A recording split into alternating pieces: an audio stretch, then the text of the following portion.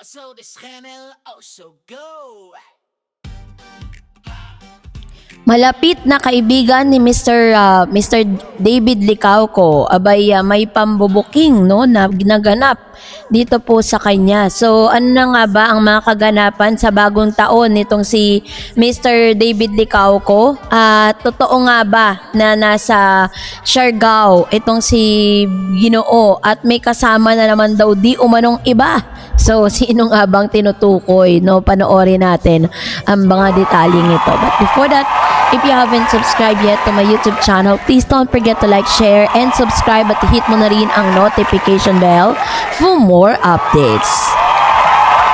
At ngayon, bago tayo magsimula sa ating updates for today's video, nais ko pong pasalamatan kayo for always watching and trusting this channel. Thank you so much sa inyong laging panonood at palagi ang pagsubaybay sa mga updates po natin. Maraming salamat po. At of course, syempre, batiin ko lang po kayo ng Happy New Year everyone. At ngayong araw, ito na pag-usapan natin dahil talagang puno na naman po ng chika, no? Ito pong si Mr. David Licauco. Dahil sinasabing namataan daw di umano itong si Mr. David Licauco na siya po ay nasa Siargao at doon daw siya nag-spend ng kanyang bagong taon, ano? Pero meron po kasi mga post na lumabas patungkol kay Mr. David. At sinasabing doon nga daw po nagbagong taon itong si David. Tapos sinasabi pa po nila na si David daw ay may kasamang iba. Yun ang kanilang nilalabas sa mga publiko. Pero base naman po dito sa kanya pong IG stories, no. Yung the last time na nag-IG siya is noong 7 days ago. So ilang araw na ba yung nakakaraan bago bagong taon.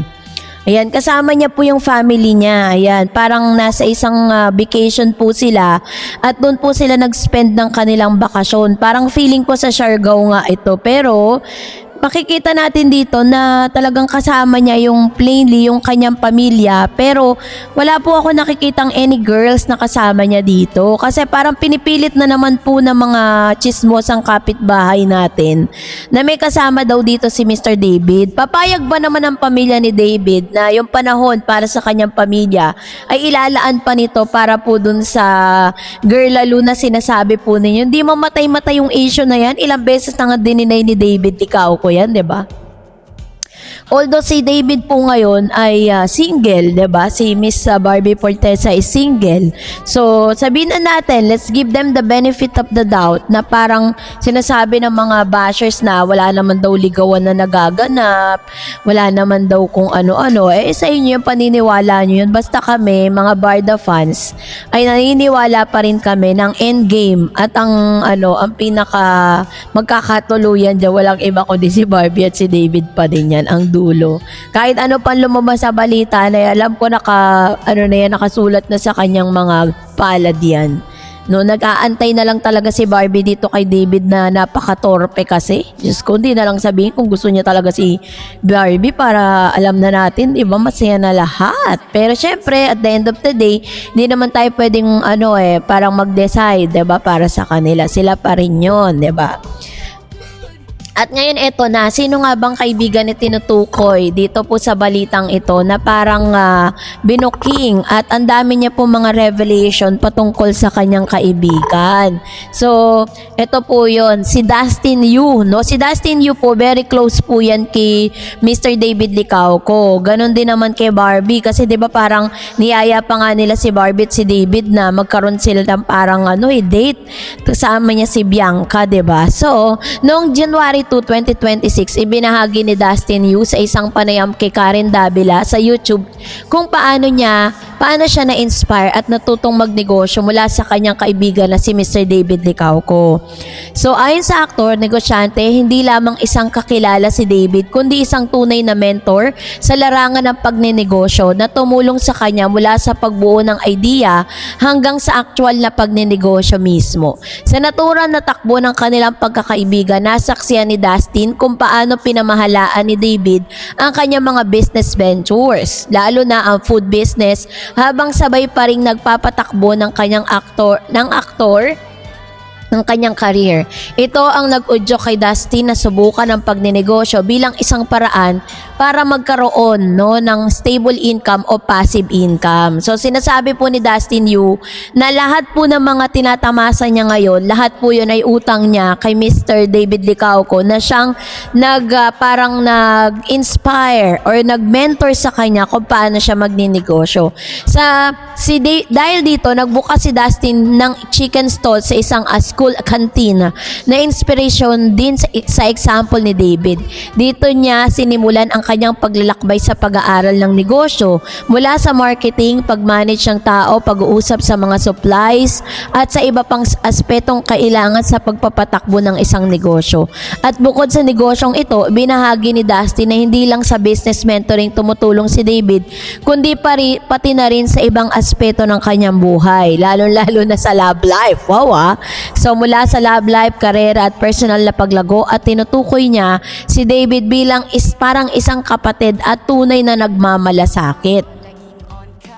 So, kung mapapansin niyo parang sabi ni Mr. Dustin Yu kapag patungkol sa love life niya, si Mr. David Licauco pa rin yung nagiging mentor niya, no? So, ibig sabihin, parang ang dami na na-experience si Mr. David Licauco when it comes to love. So, sino nga ba si Dustin at saan nga ba nanggaling ang kanyang kwento? So, para lang maunawaan ninyo, si Dustin Yu po ay isang aktor at entertainer na may mas lumutang ang pangalan sa industriya matapos ang pagkakasali niya sa Pinoy Big Brother Celebrity Collab Edition.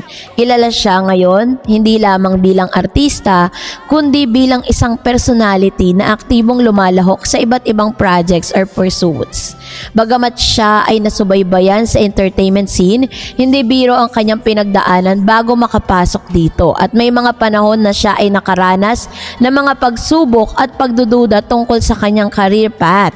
Isa rin siyang halimbawa ng batang artista na nagpursige at hindi nagpadala sa pressure ng industriya bukod pa sa kanyang pag-unlad sa showbiz. Sinubukan niyang tahakin ang mundo ng negosyo bilang alternative na pangkabuhayan o dagdag na income stream.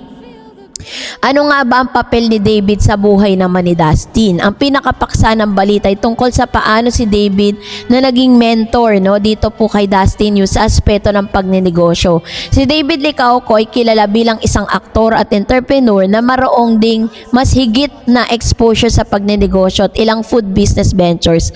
Bago pa man naging malapit ang relasyon nila ni Dustin, sa panayam na ibinahagi ni Dustin na siya ay nasurpresa at na-inspire nang makita niya kung paano nag-manage si David ng kanyang mga negosyo. Ito rin ang nagtulok sa kanya upang tanungin ang sarili kung paano niya mapapabuti ang sarilang kakayahan sa pagnenegosyo. Hindi lang para sa kita kundi para sa pag-aaruga din sa kanyang kinabukasan. Mas mahalaga rito ang mensahe ni Dustin na hindi niya agad tinanggap ang tulong ni David imbis siya mismo ang nag-aral at nakisawsaw sa operation at learning process upang maunawaan ng buong daloy ng isang negosyo. Pinakita ni Dustin ang kanyang pagiging hands-on at maasikaso sa pag-aaruga sa bagong disiplina na ng kanyang kinalapitan. So yun. So doon po talaga makikita natin na grabe yung naging friendship nilang dalawa, 'di ba? So ang wish lang natin kasi si Dustin Yu po ngayon is talagang sobra yung niya ngayon, career niya. Dahil talagang umaariba po yung kanilang tambalan ni Miss Bianca, yung kanyang collab team. And I know na parang nasa na sila nasa totohanan na yung kanilang pagkikipagmabutihan sa isa't isa. Pero nandun nga si Mr. David Licauco para gabayan itong si Mr. Dustin Yu. So, dun po nagsimula ang lahat. Kaya naman sobrang nakakahanga lang si David na in his early age, 'di ba? In his young age is talagang alam niya na kung paano niya i-manage yung kanyang business, kung paano niya po parang palalaguin yung kanyang mga business At the same time is meron pa siyang karera sa pag-arte, 'di ba? Ganon katindi ang isang David Licauco. Kaya sabi nga natin parang bagay na bagay talaga sila ni Miss Barbie. So whatever na lumabas, ano man yung mga chika na yan, 'di ba? Huwag niyo pansinin yan, yan po ay ano lang, pampaingay lang yan sa publiko. Hintayin na lang natin kung ano man po yung proyekto na pagsasamahan ng Barda this year 2026. And that's it for today. For more videos and updates, please don't forget to like and subscribe, and please don't forget to follow my Facebook page, Dareds TV and Dareds Channel.